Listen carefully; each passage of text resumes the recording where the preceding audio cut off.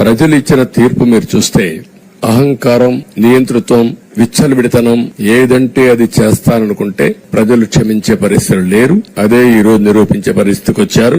ఒక మాటలో చెప్పాలంటే ఈసారి వీళ్లు చేసింది గుణపాఠం పాలకులకు కాదు, అవినీతి అహంకారంతో ముందుకు పోయే ఎలాంటి ధ్వంసకారులకైనా ఇదే జరుగుతుందని నిరూపించారు ప్రజలు. దానికి మనస్ఫూర్తిగా అభినందిస్తున్నా. అదే సమయంలో 5 సంవత్సరాలు మా కార్యకర్తల పడిన ఇబ్బందులు, చాలా మంది స్లీప్లెస్ నైట్స్, కంటి నిండా నిద్రపోని పరిస్థితి. అక్కడి నుంచి నేను చూస్తే చాలా కడాన మనిషిని హింస పెడుతూ నువ్వు ప్రాణంతో బతకాలంటే జై జగన్ అనమంటే జై తెలుగుదేశం, జై చంద్రబాబుని ప్రాణాలు సందర్భం చంద్రయ్య.